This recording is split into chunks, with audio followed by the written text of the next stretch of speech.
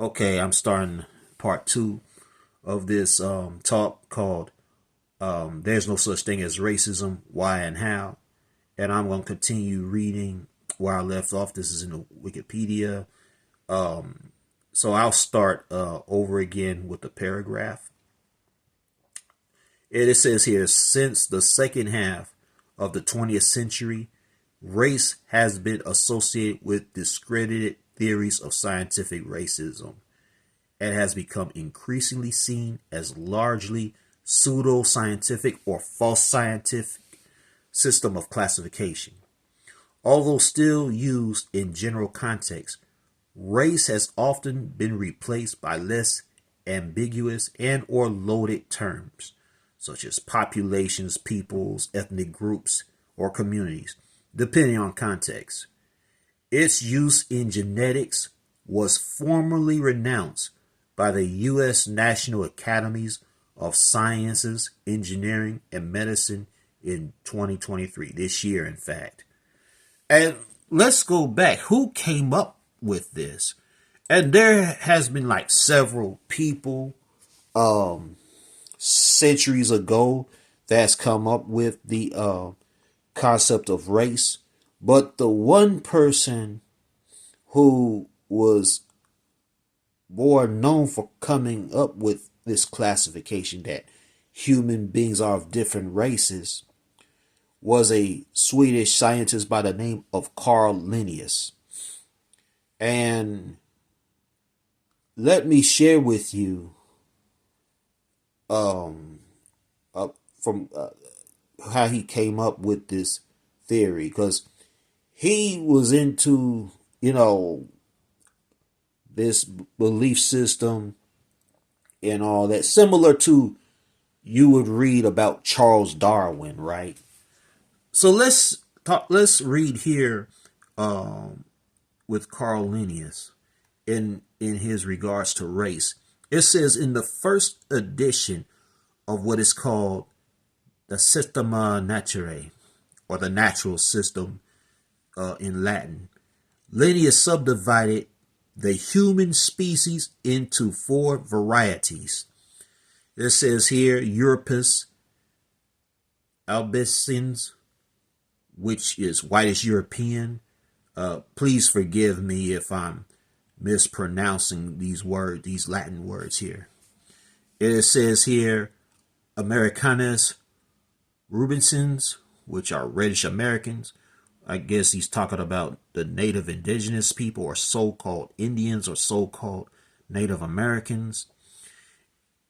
Asiaticus fuscus, Tawny Asian, and Africanus nigriculus, blackish African. So he subdivided into these categories. And it says in the 10th edition of Systema Naturae, he further detailed phenotypical characteristics for each variety based on the concept of the four temperaments from classical antiquity, and changed the description of Asian skin tone to luridus, which is yellow. While Linnaeus believed that these varieties resulted from environmental differences between the four known continents, which is true, skin color is a reflection of that. The Linnean Society acknowledges that his categorizations focus on skin color and later inclusion of cultural and behavioral traits cemented colonial stereotypes and provided the foundations for scientific racism. Additionally, Linnaeus created a wastebasket taxon monstrous for wild and monstrous humans, unknown groups, and more or less abnormal people. Check that out. So there you go. And I shared this. I don't know if I necessarily shared it on any of the videos I have done, but I have argued on this even before I made these videos, that the People like Carl Linnaeus, who came up with this concept that human beings are divided into races. All this is a way for people like him who are white supremacist minded to categorize his own people, the European people, to distinguish his ethnicity from the darker ethnicities, to indicate that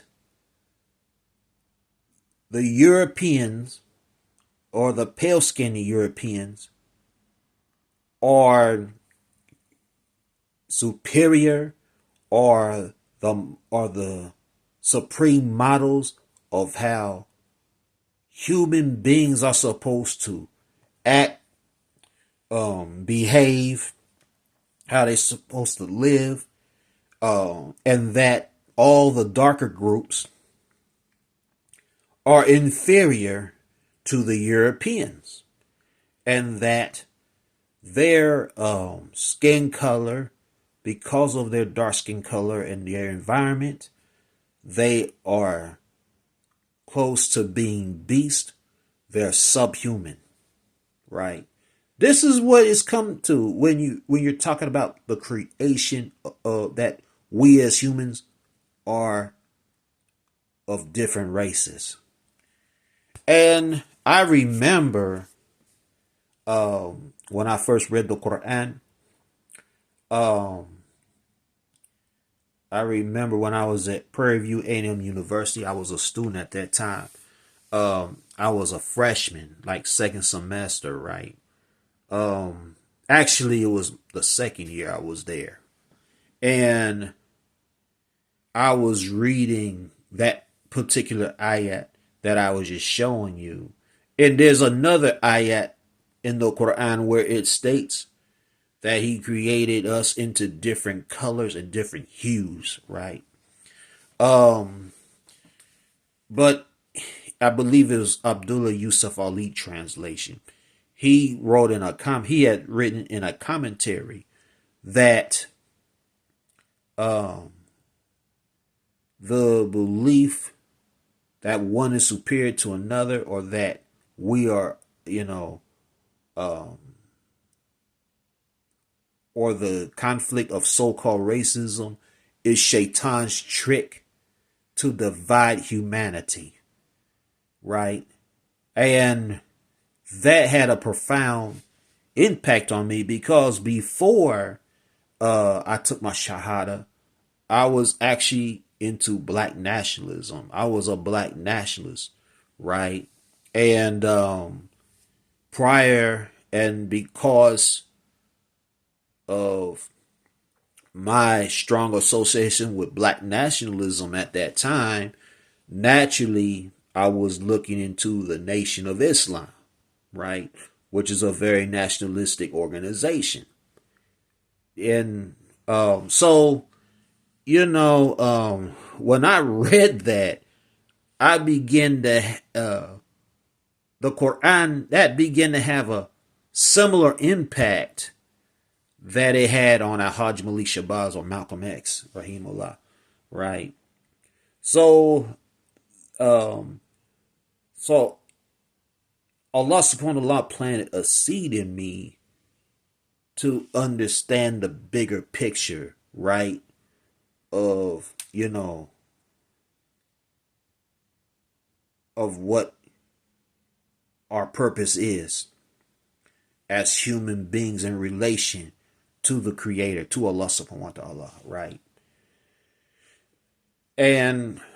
But that's where the concept of race comes from white supremacist people like Carl Linnaeus. Now, so when you see these type of conflicts, it's not racism, it's ethnocentrism, it's nationalism, it's tribalism. And of course you have colorism, but you have colorism even within various ethnic communities, especially ethnic communities of color. The African American community, we still have it bad, unfortunately. about light skin and dark skin. In the Asian community, especially in the South Asian community or the Middle Eastern community, they also have this issue. And one of the most popular products that people buy in these communities, including the African diaspora, are what do you call bleaching cream, skin lighteners to make their skin light and stuff, right? That's an example of colorism. And the reality is Allah subhanahu wa ta'ala never made a mistake in how he created you, right? Just like he never made a mistake in creating you a particular gender. If you were born a male, he never made a mistake in making you a male. And also, if you were born a female, he never made a mistake, right? I shared this video on Message to the Transgenders on that. Likewise, Allah never made a mistake in making you dark brown or jet black. Allah created you because he willed that on you. You are in no position to change how you look.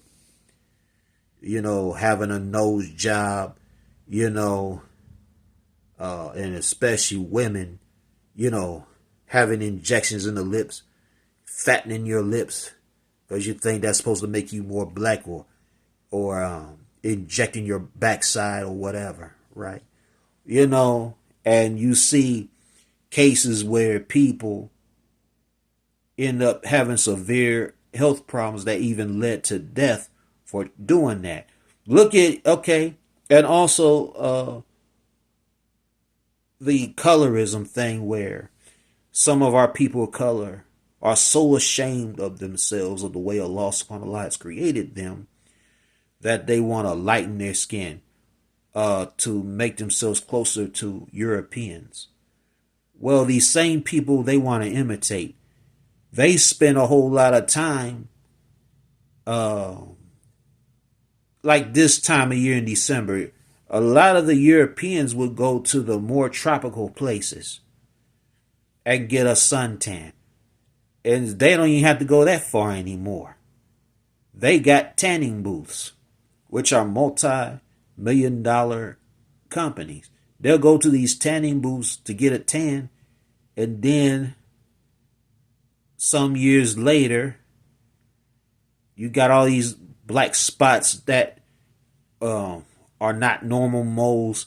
They have like scattery borders, and you're diagnosed with melanoma or some form of skin cancer, because Allah created you a certain way, and when you try to overturn or change the natural order, the way Allah has created you, Allah will put a curse on you for trying to change, right? Now, if you want to truly know what racism is, okay, I already shared with you that being human is a race. I know some of you, many of you agree with me on this. Being human is a race. Well, there's a different race called a feline, which are different species of, like from the cat family, consisting of domestic cats, tigers, lions, leopards, right? Or the canine family, which you have different breeds of domestic dogs. You have coyotes, wolves, hyenas, right? Now, the example of racism is if a cat passes by a dog and the dog gets ticked off simply because he's seeing the cat, and the dog chases the cat. Now that's racism.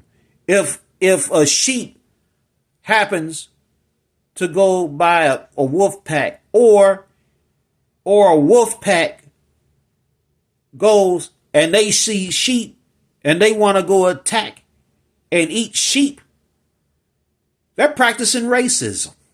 Now, you want to know what really racism is? That's what racism is about. Or what about some of our